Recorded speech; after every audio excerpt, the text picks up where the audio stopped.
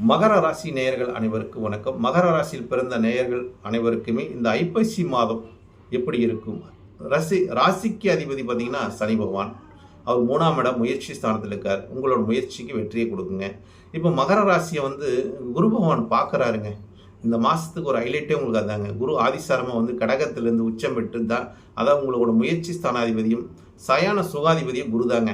அந்த குரு பகவான் 7ஆம் இடம் நட்பு ஸ்தானம் என்று சொல்லக்கூடிய இடத்துலேருந்து, நம்மளோட மனைவி ஸ்தானம் என்று சொல்லக்கூடிய இடத்துலேருந்து குரு பகவான் 7லிருந்து பார்ப்பது உங்களுக்கு நன்மை சுப நிகழ்வையும் கொடுப்பாருங்க. அதனால் உங்களுக்கு பலத்தை கொடுக்கக்கூடிய மாதமாக இந்த ஐப்பசி மாதம் இருக்கிறதுங்க. ஏன்னா உங்களோட ராசியோட அதிபதியும் பார்க்குறாரு குரு. அது ஒரு சிறப்புங்க. அதே மாதிரி லாபஸ்தானம் என்று சொல்லக்கூடிய இடத்துல பார்த்தீங்கன்னா புதன் பகவான் இருக்காரு. தொழில் மூலியமாக லாபம் உண்டுங்க. பாக்கியம் மூலியமாக பாக்கியம் கிடைக்குங்க. அதே மாதிரி சுக்கிரன் 10ல் போய் ஆட்சி பெறுகிறாருங்க. அது நல்லதுங்க. அஷ்டமாதிபதி நீசம் பெறுவது நமக்கு அவமானம் இல்லைங்க. எதிரியால் நமக்கு தொல்லை இல்லைங்க. எதிரி மூலம் நமக்கு லாபமும் உண்டுங்க அப்படிங்கிறது. ஏன்னா எதிரி ஸ்தானமாக வரக்கூடியவர் புதன் பகவான். அவர் போய் லாபஸ்தானத்துக்கு போகிறார் இந்த மாதம். அப்போ லாபஸ்தானம் நமக்கு பாதகமாக இருந்தாலும் அதில் ஒரு சாதகமான சூழ்நிலை நமக்கு கொடுக்கும். யார் கொடுப்பா? குருவோட பார்வை கொடுக்குது. குருவோட பார்வை பாருங்கள், இந்த மாதம் இந்த மகர ராசிக்காரன குருவோட பார்வை மிக சிறப்பான ஒரு பார்வையை கொடுக்கறதுனால உங்களுக்கு பாதகமான சூழ்நிலையும் சாதகமாக மாற்றக்கூடிய தன்மை இந்த குருபவன் கொடுத்துறான்னு வச்சுங்களேன். ராசி அதிபதி 3ல் முயற்சி ஸ்தானத்தில் இருக்கும்போது முயற்சிக்கு வெற்றி கொடுக்கும். அதனால் இந்த காலகட்டத்தில் நீங்கள் எந்த முயற்சி எடுத்தாலும் அதை கண்ணமூடி நீங்கள் செஞ்சீங்கன்னா கூட உங்களுக்கு வெற்றியை தரக்கூடிய ஒரு குருட்டு அதிர்ஷ்டம் என்று சொல்லக்கூடிய ஒரு மாதமாகவும் இந்த மாதம் உங்களுக்கு இருக்கும். அந்த மாதிரி அதிர்ஷ்டகரமான ஒரு மாதம். ஏன்னா 8ஆம் அதிபதி போய் 10ல் போய் நீசமாயிட்டாருங்க.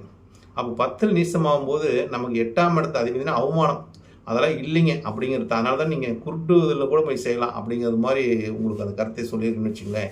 பாக்கியத்தில் போய் சுக்கிரன் நீசமாக இருந்தாலும் 16ஆம் தேதி வரைக்கும் தான் இருக்கார். அதுக்கப்புறம் தொழில்ஸ்தானத்துக்கு போயிடுறாருங்க.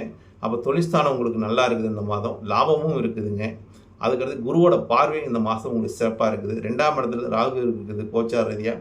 பொருளாதார நிலை உங்களுக்கு இந்த மாதம் ஃபுல்லாகவே ராகு 2ல் இருப்பது அவங்களுக்கு ஏதோ ஒரு ரூபத்தில் பணம் பணம் கையில் இருந்துக்கிட்டே இருக்கும். எப்பொழுதும் யாராவது ஒருத்தர் காசும் கையில் புழங்கிக்கிட்டே இருக்குன்ற தன்மை இருக்குது. சந்திரன் கேது 8ஆம் இடத்தில் இருப்பது, அதாவது மனைவி வகையில் ஒரு குழப்பத்தையும் மனைவி வகையில் ஒரு பிரச்சனையும் அந்த சந்திரன் கேது கொடுக்கக்கூடிய தன்மை இருக்குது. சிக்கலை உண்டாக்கக்கூடிய தன்மை இருந்தாலும் குரு அங்கே இருக்காருங்க. அதை விடமாட்டாருங்க. அதனால் அவர் பார்த்துக்கிறதுனால குடும்பத்தில் எந்த ஒரு சிக்கல் இல்லாத பார்த்துக்குவாருங்க. குடும்ப பிரச்சனை வர்றதுக்கு வாய்ப்பு இல்லைங்க. அதனால் இந்த மகர ராசிக்காரங்களுக்கு இந்த ஐப்பசி மாதம் ஒரு அனுகூலமான ஒரு மாதமாக அமையக்கூடிய ஒரு தன்மை இருக்குது. இந்த மாதத்தின் பிரதிபலனை இந்த மாதத்தின் உண்மை நிலைப்பாட்டையும் அறிந்துட்டு உங்களோட கருத்தை இந்த பராசர யூடியூப் சேனலையும் பதிவிடுங்க நண்பர்களே. நன்றி, வணக்கம். வாழ்க வளமுடன். பிரமத்தி வெளிச்சந்திரன்.